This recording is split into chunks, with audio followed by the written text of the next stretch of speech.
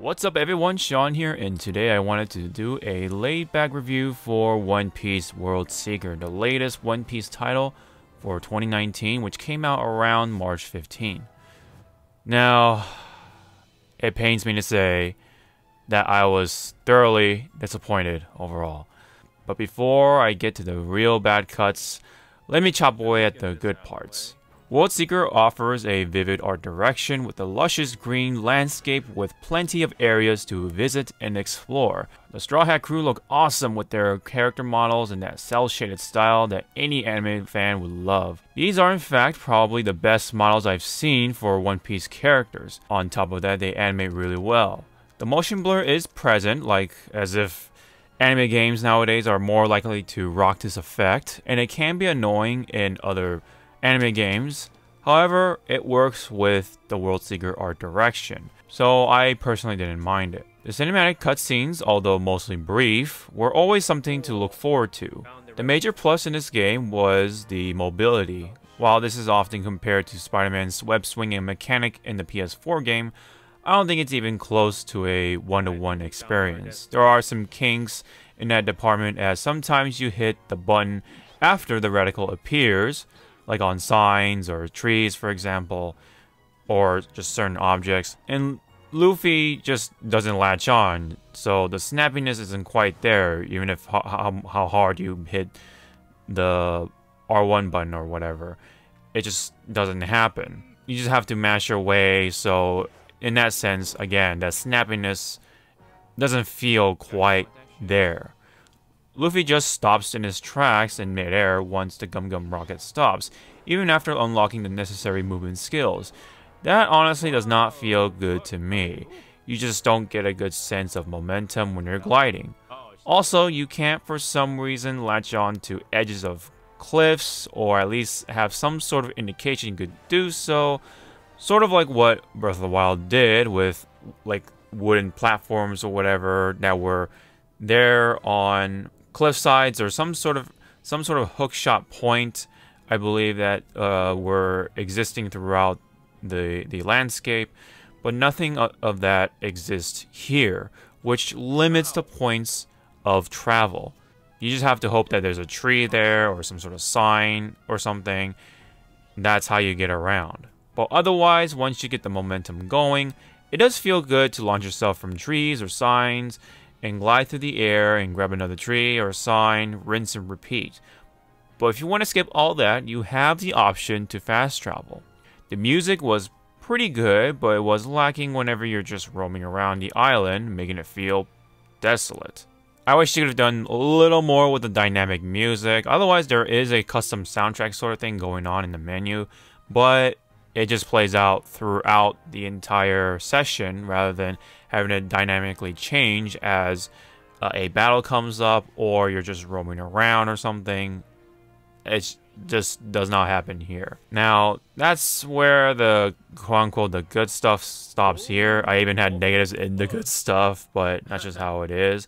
So here is where my negatives start. The combat in this game is a mixed bag for me. While it is well animated and it has its moments, the repetitive nature becomes apparent not long after, because you're literally just mashing square or holding L1 and hit square for the special moves, which there aren't many, by the way.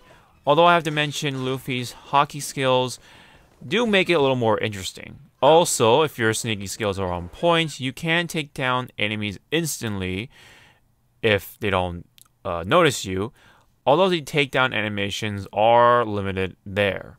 But the stealth feels inconsistent. There are times where enemies are alerted even if you're behind cover. What? How do you... What? How?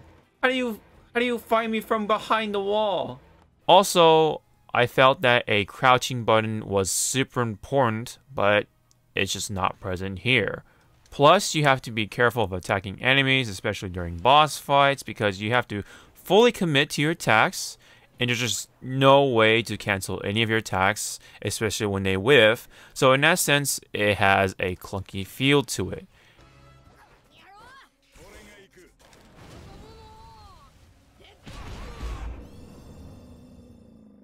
You're kidding me.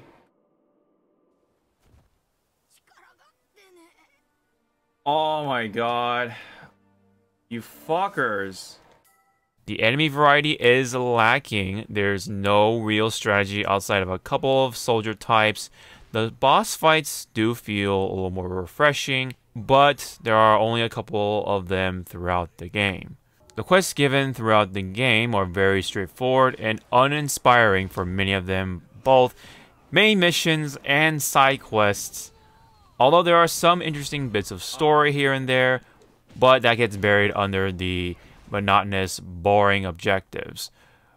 Then by the end of it, the boring scale just only ramps up, making your sense of engagement that much weaker, because it involves with an enemy rush throughout the entire island and you can't even fast travel during that time. One of the biggest negatives I have for the game is the severe lack of recorded dialogue. One Piece is known for its fun charm and its characters play a huge part of it.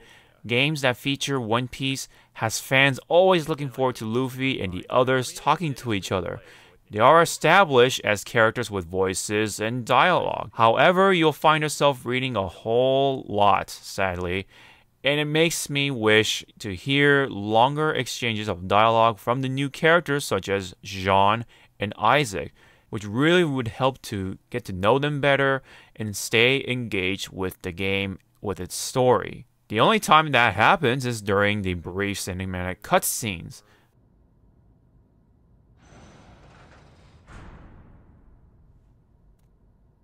Hey.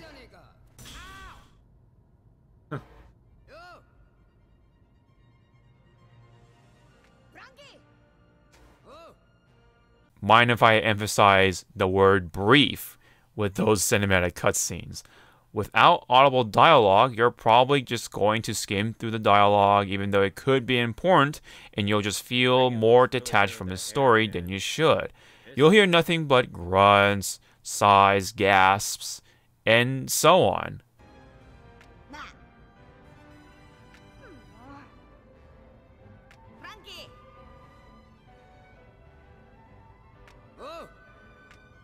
I can understand if no dialogue is heard during the side missions. That's okay by me, because it's done with other games nowadays, like Yakuza for example.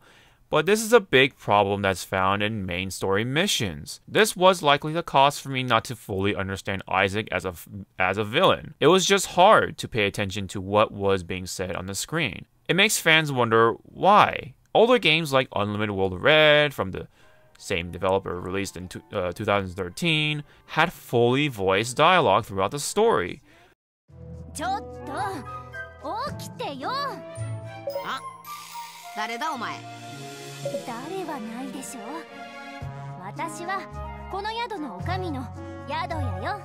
I've also been playing Tales of Vesperia, another old Namco game from 2008, and that has tons of voice lines. I guess I felt so spoiled by Japanese games that have voice lines throughout the years. So playing something like World Seeker just feels so barren in comparison. The story itself was alright overall, but I could have been more engaged to it if characters were actually speaking. My point is that if you're looking forward to hearing One Piece characters talk and talk, that's not going to happen here mostly. Many people take it for granted on how important it is to have this feature in video games, especially ones that are based from anime or manga. The story presentation overall was just mediocre at best. Now, I did mention earlier that the game looks beautiful and there are locations to explore, but many of the landmarks, set pieces, or just areas overall weren't very inspiring on the same level as, let's say, Breath of the Wild.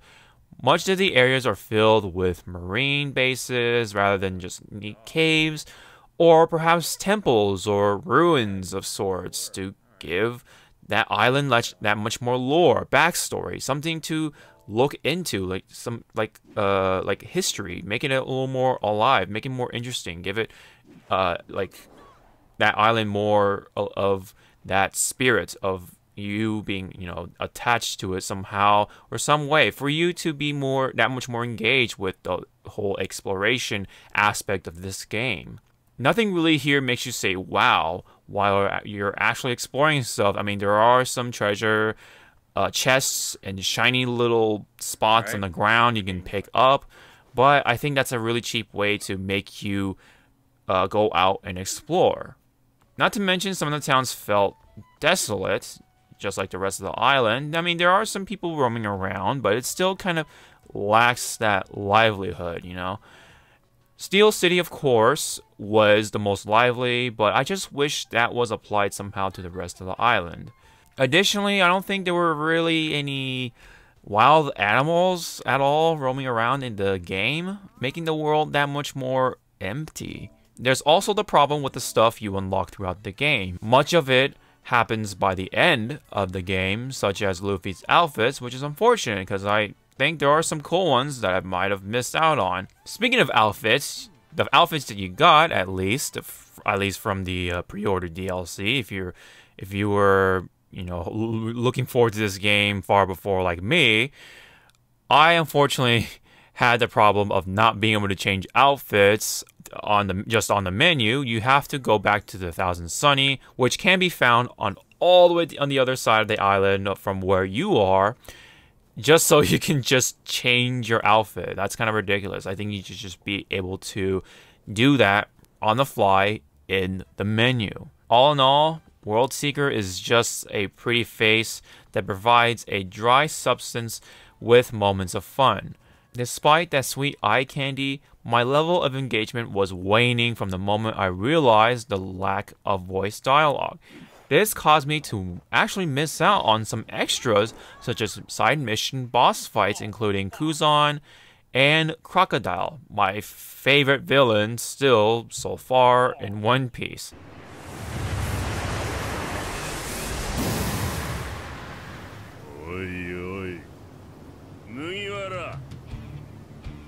Not like I'm gonna get to hear them talk all that much anyway. I remember having way more fun with One Piece Unlimited World Red, again, an older game from the same developer.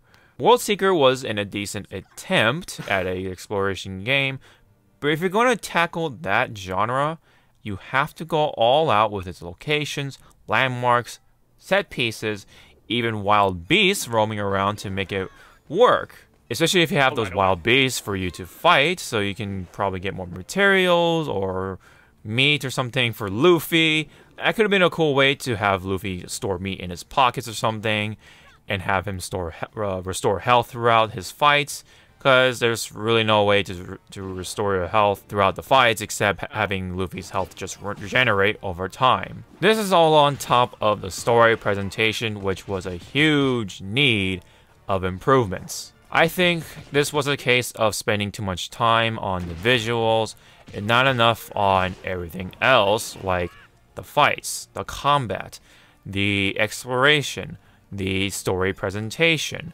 A little too much on the looks was what was the case here, seems like. So my final thought is that One Piece works a whole lot better as a JRPG franchise over single character adventure games, in my opinion, because there are so many charming characters with plenty of attacks of their own, just like in the Unlimited series. Especially if you're talking about the Straw Hat crew. So with that, my final score for One Piece World Seeker is an unfortunate 5 out of 10. I think it's just average. It's right in the middle. There are good moments throughout the game, but they're just buried by a lot of filler, the lack of the presentation, or lack of emphasis on that presentation, on the story. There's just not enough. There's just not enough to do. There's just not enough substance or sustenance that you find in other exploration games, especially Breath of the Wild. I think that really set the standard for me when it comes to really good exploration games or adventure games in general. That's just my opinion anyway. This is just good, I guess, as a bargain anime game, and it kind of brings me grief to say that. It is one of the better anime games visually, but it's still far from being a solid game, just like so many other anime games out there nowadays. They really have to up their game. I know they're really trying to just sell it on the name, just like what they're doing here seems like with One Piece, for this case anyway. It just makes me wish for more One Piece JRPGs, honestly. I would definitely play more of those, just because it works better. But that's just my review for One Piece World Seeker. If you guys had enjoyed the video, please leave a thumbs up. Thank you guys so much for tuning in. If you have any comments about One Piece World Seeker or anything One Piece related, please leave me down below in the comment section below. And I definitely would love to check them out. I just love One Piece, so that's why, you know, I would love to see anything One Piece related in the comments. Do you guys look forward to any other One Piece sort of game coming, or what kind of game you guys like to see from One Piece? Anything like that, again, in the comment section below. If you like the video, hit the thumbs up if I haven't said it already. And hit the subscribe button if you want to see more videos like these, along with Let's Plays and podcasts and such. Really appreciate it, guys. It really helps out. And don't forget to check out the Loot Crate and Into the AM sponsorships in the description below. And yeah, so that's pretty much it on my One Piece World Seeker review. I'm just honestly pretty disappointed with it. Really, I really wanted to like this, but you know, as a big One Piece fan, I'm thoroughly disappointed, and kind of sucks. But you know, that happens. You will always find some bad ones on top of some good ones. So, anyways, that's my review on it. Again, thank you guys so much. I'll see you guys in the next video. Sean out.